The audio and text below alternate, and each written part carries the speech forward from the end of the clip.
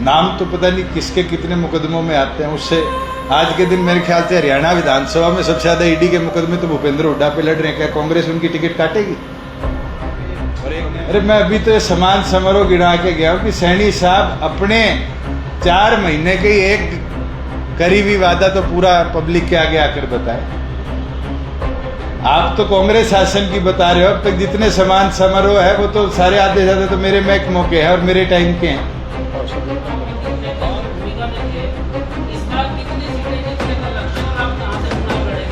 अनुराग जी, मैं तो जहाँ से विधायक हूँ वहीं से लड़ूंगा। किसी के मन में संशय हो तो उसका दूर कर दो। और दूसरी चीज, इंफॉर्मेशन आ रही है कि बिट्टू बजरंगी फरीदाबाद से चुनाव लड़ सकते हैं बीजेपी के। कैसे देखते हैं? आप लड़ लो, कौन रोकता है? वही किसी पार्टी का प्राइमरी मेंबर है, पार्टी उसको टिकट देती है, उसको चुनाव लड़ने से कोई नहीं रोक सकता। नहीं, पर उनका नाम नून हिंसा में भी था, ऐसा कई केसेस हैं। मेरे ख्याल से वो मेरठ वाली हिंसा में सोम साहब का भी था।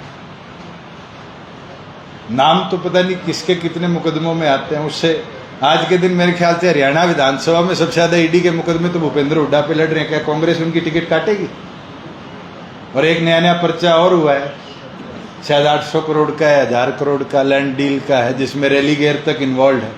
ये साफ दिखाता है कि जो बात हम कहते थे कि भूपेंद्र हुड्डा की सरकार में सबसे ज्यादा किसान की जमीन की लूट मचाएगी प्राइवेट बिल्डरों के साथ मिलकर।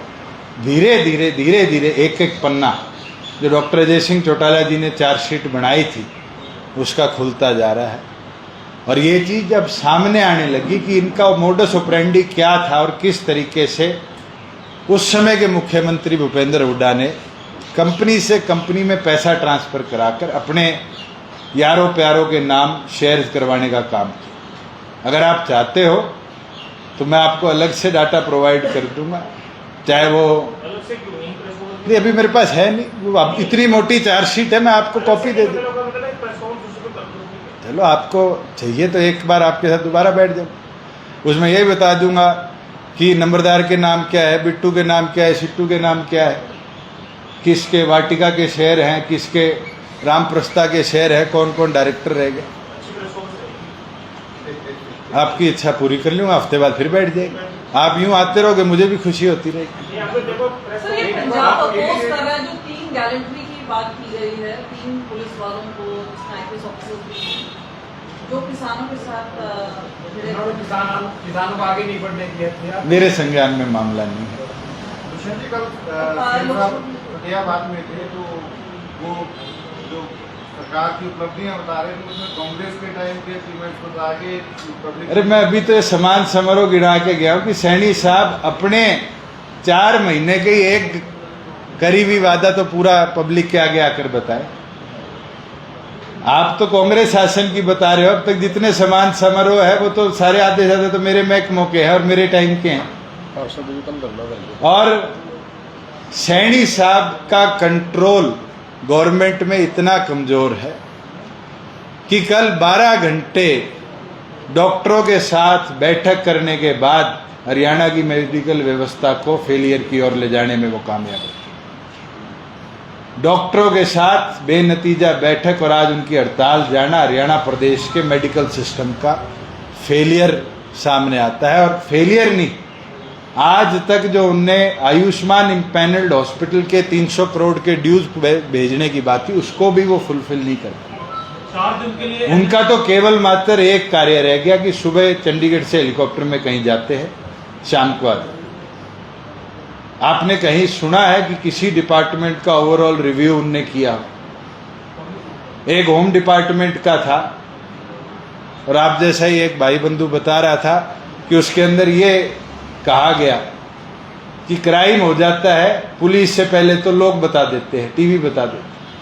प्रदेश के मुख्यमंत्री की ये हाल कि आज उनके सीआईडी जैसे तंत्र इतने कमजोर हैं कि वो इन्फॉर्मेशन भी उनको प्रॉपरली प्रोवाइड नहीं कर पाते। हमारे 22 के 22 जिलों की बैठक संपूर्ण हो चुकी, बड़े अच्छे तरीके से कार्यकर्ताओं की हमारे राष्ट्रीय अध्यक्ष ने बात भी सुनी और 30 तारीख तक का टारगेट राष्ट्रीय अध्यक्ष ने लिया है, जिसके अंदर संगठनिक ढांचा जिले और हल्के लेवल तक पूरा दोबारा हम अनाउंस करेंगे और 1 अगस्त से लेकर नॉन स्टॉप प्रदेश का भ्रमण कर विधानसभा के भरपूर तैयारियों के अंदर संगठन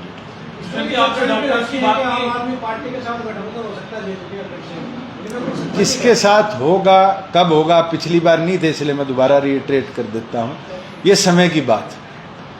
आज के दिन हमारी परिस्थिति के अंदर संगठनिक ढांचा खड़ा करना प्राथमिकता है और संगठनिक ढांचे के साथ साथ आगे मैदान में विधानसभा की तैयारियों में जुटना है और तैयारियों में जुटकर फिर एग्रेसिवली पार्टी कैंपेन करना।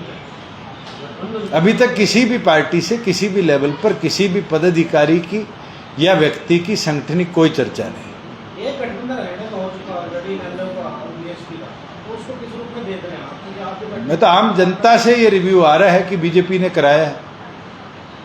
अब कितनी सच्चाई है ये तो आप लोग जानते हो, और पहली बार नहीं हुआ, बराड़ साहब तो जानते हैं, शायद चौथी बार हो गया, तीसरी बार, और पिछली बार तो लोकसभा और विधानसभा के बीच में 2 बार हो गया था, एक बार उनके साथ एक बार हमारे साथ। कितना चले गए तो समय की बात है। बीजेपी क्यों कराएगी? मैं तो कह रहा हूँ जनता बोल रही है, मुझे क्या पता क्यों कराएगी। आपने डॉक्टर्स की बात की सर, एनएचएम के भी जो कर्मचारी है वो भी आज से 4 दिन की हड़ताल पर है। ये सारी मेडिकल व्यवस्था का फेलियर है कि मुख्यमंत्री हेल्थ डिपार्टमेंट पे ना तो डॉक्टर कमल गुप्ता जी और ना मुख्यमंत्री कंट्रोल ले पाए। मैं तो पीछे भी कह के हटाऊं, इससे तो विज साहब ठीक थे, हेल्थ और होम में सुधार तो था, कंट्रोल तो था। आज तो दोनों आउट ऑफ कंट्रोल हो चुके।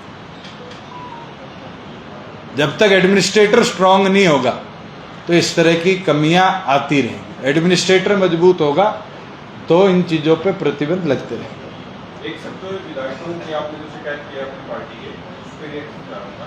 रामनिवास सुरजा से बात कर रहे थे, वो कह रहे थे कि दुष्यंत चौटाला दबाव की राजनीति कर रहे हैं, हम किसी के बंदे गुलाम नहीं है। जब गठबंधन में थे, जब हम पार्टी का प्रचार करते थे, जो सरकार में काम किया उसका प्रचार करते थे, अब भी हम वही कर रहे हैं। ना तो कोई बंधुआ मजदूर राजनीति में आ सकता। अगर किसी को 50,000 रुपये महीने की जो तनख्वाह है उसकी इतनी लालसा है कि उसके लिए इस्तीफा नहीं दे सकता और दूसरी पार्टी में नहीं जा सकता, वो उसका जवाब है। हमने संवैधानिक तौर पर एंटी पार्टी एक्टिविटी करने के विरुद्ध में एक पिटीशन फाइल करी है और उसके ऊपर हम कार्रवाई करेंगे। 5 वॉलंटियर दिए हैं हमारी पार्टी के, उसको कैसे? अभी तो बातें हैं, पंजाब के अंदर भी बहुत बड़ी बड़ी बातें करेगी। स्कूल का दिल्ली की तरह सुधार होगा, हेल्थ व्यवस्था सुधारी जाएगी। केवल मात्र मोहाली के सराउंडिंग के एरियाज को छोड़ के या 2-4 बड़े शहरों को छोड़कर पंजाब की व्यवस्था नहीं सुधरी। और दिल्ली में भी जो पहले डेवलप्ड एरियाज थे उसका सुधारीकरण हुआ, कोई नया इंफ्रास्ट्रक्चर नहीं बना। और दिल्ली में तो आपने पहले देखा था, थोड़ी सी बारिश आई किस तरह की हालत बनी जब आतिशी जी भूख हड़ताल पर बैठी थी। जनता कितना उनको एक्सेप्ट करेगी, कितना उनको लेके चलेगी, ये तो समय की बात है। और पॉलिटिकल पार्टी तो वादा करेगी। भूपेंद्र हुड्डा कहते हैं कि बुढ़ापा पेंशन 6,000 कर देंगे। उनसे कोई आप में से पूछ लेना जब अगली बार चंडीगढ़ हो कि 10 साल मुख्यमंत्री आप प्रदेश के रहे, आपने कितनी बढ़ाई, और आज क्या ऐसा हो गया कि आपको बुढ़ापा पेंशन याद आ गई। जो गैस सिलेंडर की बात करती है कांग्रेस 500 में, 10 साल हरियाणा प्रदेश में रहे, 10 साल में कितने गैस सिलेंडर पर स्टेट सब्सिडी का प्रोविजन किया। केवल मात्र किसी तरह सरकार में आ जाए, इस तरह के लोभ लुभाने वादे कांग्रेस आज प्रदेश भर में करती आ रही है और यही काम और पॉलिटिकल पार्टियों की करती है। पिछली बार आप चुनाव में किंग मेकर की भूमिका में थे, इस बार कितनी सीटें जीतने का लक्ष्य और आप कहां से चुनाव लड़ेंगे? अनुराग जी, मैं तो जहां से विधायक हूं वहीं से लड़ूंगा। किसी के मन में संशय हो तो उसका दूर कर दो। और दूसरी चीज, पिछली बार हम कहते थे हमारी चाबी ताले के लग के ताला खोलेगी, इस बार ताला भी मारा होगा, चाबी भी मारी होगी। अभी तो 80-90 दिन का समय है और 80-90 दिन में पिछली बार जो मेहनत करी थी उससे ज़्यादा मेहनत कर प्रदेश की व्यवस्था की लड़ाई में। प्रदेश सरकार ने गाँव के बाद अब शहरों की भी छुट्टियां बढ़ा दी है, शहर की सरकार की, कैसे देखते हैं? मैं तो पीछे भी कह के गया था कि यूटर्न सरकार है। सैनी साहब निरंतर यूटर्न पे यूटर्न ले रहे हैं।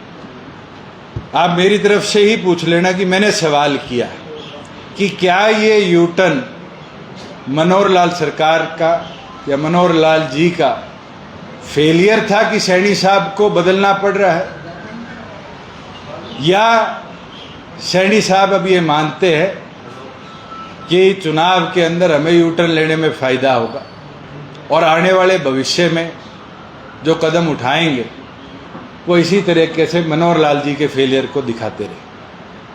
बीजेपी में पहले तो आम आदमी पार्टी का प्रचार हुआ, आम आदमी और भी पार्टी उनकी तरफ अभी आपने कहा वो बातचीत नहीं हुई, तो मैंने अभी क्लियर किया है, हमारा किसी से किसी इस तरह की चर्चा के लिए कोई संपर्क नहीं। अभी चर्चा करते हैं, समाज की संभावना बने रहती है, ऐसी कोई संभावना से तो अभी पार्टी करने विशेष गठबंधन नहीं करेगी। सुरेंद्र जी, मैं तो आपको राज्यसभा का ऑफर दे देता हूँ, मेरा साइन आज करा लो, आप लड़ लो, समीकरण बन जाएंगे। ये तो आप बांटते दिखते हैं, इसको कोई सरकार लेकर के राजी नहीं, क्योंकि सबको पता होगा एमएलए किसी ने एमएलए होते तो फिर कार्तिक शर्मा उस दिन आपने कार्तिक शर्मा को बना दिया। मैं नॉमिनेशन तो मैं भरवाऊंगा, आप चिंता ना करो। आपको भरना है बताओ। ये जीत सकते तो भरवा। नहीं, क्यों हार के लिए नहीं लड़ सकते? हारने के लिए सुंदर कुमार जीतने के लिए कार्तिक शर्मा। ये नॉमिनेशन करवाने की बात डॉक्टर साहब के लिए या वैसे करवाओगे आप? ना वैसे है। चलो, थैंक यू।